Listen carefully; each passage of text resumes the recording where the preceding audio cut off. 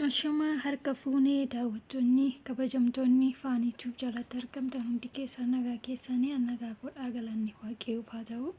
Isinillee bakka nagaa fayyaa taatanii mana kanaaf maatii kan hin taane subscribe gochuun maatii ta'aa isiniin jecha har'a immoo viidiyoo nyaatatiin deebi'ee dhufeen jira.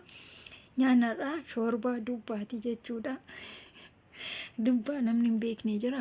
Dubbaa fi kaarotii akkasumas dinnichaa dabalatee to'ee shoorba isaa hojjedhe jechuudha. Kun dubbaan akkanumatti qophaa'ee too dhufe jechuudha. Supermarkeetirraa jechuun yoo mummuruu isiniin agarsiisne mummuramaa masaatu dhufe jechuudha. Kun keessa naqaan jira. Akkasuma immoo kaarotii mataa 3 fi dinnicha mataa 2 yaani hanga baay'ina maatii keessaniitiin hojjettu. Nu biratti maatii miti namaaf iyyuu barbaade kara namaa haadha isheetiif geessina malee manaaf iyyuu miti kanaaf xiqqoodhumaan hojjedhe jechuudha. So piristoonitti naqee akka inni bilchaatu sirriitti bilchaachuu barbaachisaa yeroo daaktan akkasiin hin rakkisneef jechuudha. Amma piristoonii naqee soogiddailleen itti godheen jira jechuudha.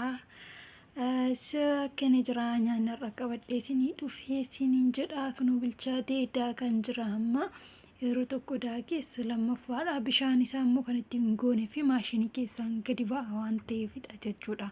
Garuu bishaan qabaachuu hin barbaachisa baay'achuu illee baatu yoo dhiistanis immoo rakkoon qabu yeroo hojjettan ilaalaa itti daawaltu jechuudha bishaanicha ho'aadhani. So akka kanatti daakee kanani daakee qopheeffadhe galgaladha nama bulchee jechuudha kanan hojjedhe garuu ganamadha. Sababni isaa hojii wal jalaa baasuufi jechuudha. Amma erga inni qorree gara firiijitti galfadhee ganama walitti deebinee jechuudha. Ganama immoo kireemiidhaan hojjedha jechuudha. Fresh kireemii kan paastaawwan garaagaraa ittiin hojjettan isaanii baay'een barbaadu xiqqoodhuma isaati jechuudha. Kunoo shunkurtii qopheessaan jira.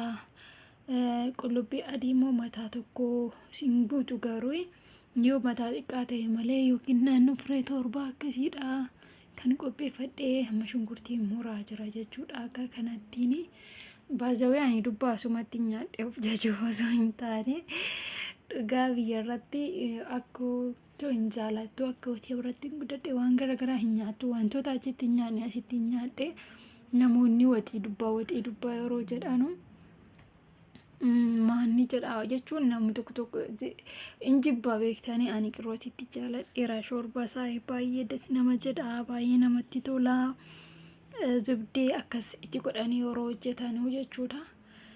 So shunkurtiin kiyyaa xixiqqishuudha akkuma argitan kana kanaaf mataa 5 taate jechuudha. So jajjabaa ta'e mataa 2 yookiin mataa 1dha kan barbaachisu jechuudha. Yeroo bilchaate inni iyyuu baay'ee xiqqaata baay'ee gadi deebi'a. Akka kanatti muraa jira jechuudha. Sheeffaanii akkamitti argitanii akkamitti ilaaltanii namatti tolaa akkamii isiniin jedha. Nyaanni ani hojjedhu kan nyaata beeruuti yeroo baay'ee nyaata addaa miti asitti keessumaa immoo maatiin kiyya warra ispoortii dalaguudha waan ta'eef badaa wantoota adda addaa kana baay'een fayyadaman beektu waan ta'eef namni ispoortii hojjetu baay'ee nyaata irraati of eegaa. So akkasii isiniin jedha amma shunkurtii kootti naqee bilcheessuttiitiin jira. Dhiiba makaa sagalee kan koo kana tuumii kiyyaatti soogidda godhee tuumuunidha jechuudha. Qullubbii adii tuumii qullubbii adiitti jechuudha. Akkasuma immoo jinjibila kuni jinjir jedhu taalijitti goona jechuudha. Yeroo baay'ee firiizii keessa waan goonuuf jabaata. So irraatii qola isaa kana ergaarraa kaasee boodee kanaan faga jechuudha. Ani karaa isa xiqqaasaniinidha. Hunda isaa miti xiqqoodha.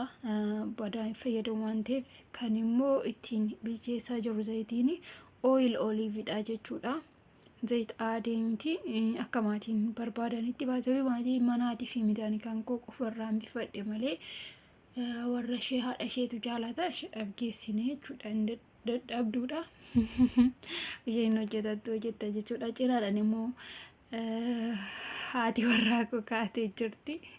Kabajamtuun koo kaatee qorsii isheedhaaf dalagaa kun sumaanillee yoo hin sobne akka kanatti fayyadamti jechuudha. Baay'inaan rakkistuu argitanii waan goggogaa kana nyaatti kaakee raayis keekii fi akkasuma immoo piinappaatirii lamni illee silaa hojjedha jedheetuma waan viidiyoo waraabaa jiruuf isin agarsiisaniin as gaaffii qopheessaafii jira.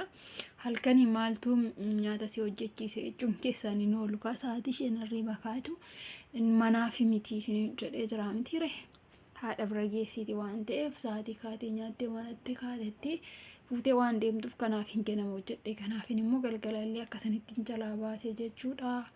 So akkanatti godhee itti geessa jechuudha.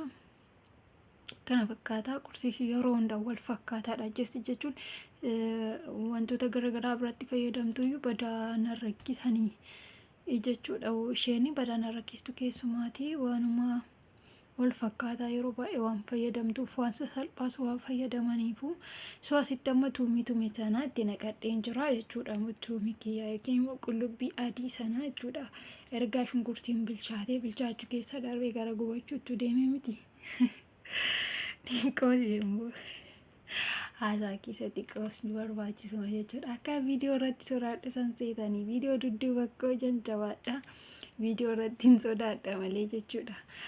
So amma inni bilchaateera amma immoo jinjibila sana qopheessee jira.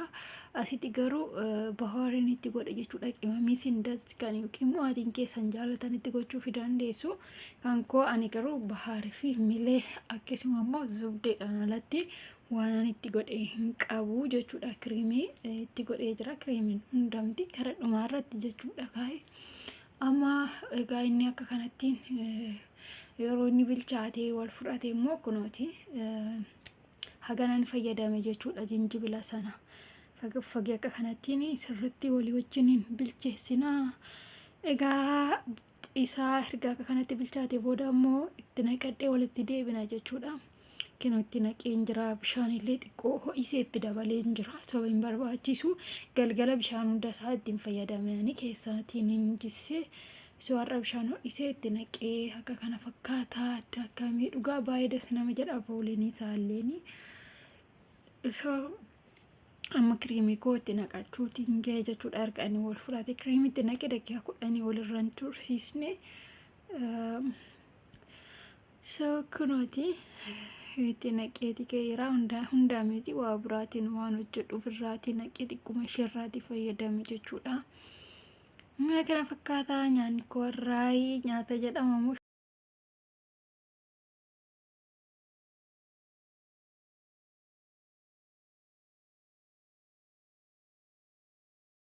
Bilbilli koo sagalee illee akkaraatti waraabnee naajjee qaajiranii miti dhiifama.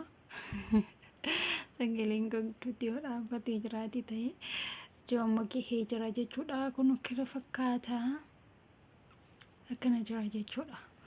Baay'ee namatti hin tolu. Cinaatti immoo dinnichaa affeelee dinnichaa naadharraa siyaarraa akka kanatti hojjedhee waan wajjin turtanii guddaa galatoomaa baay'ee sin jaaladha. Nagaa fayyaa keessan naa ta'a. I love you.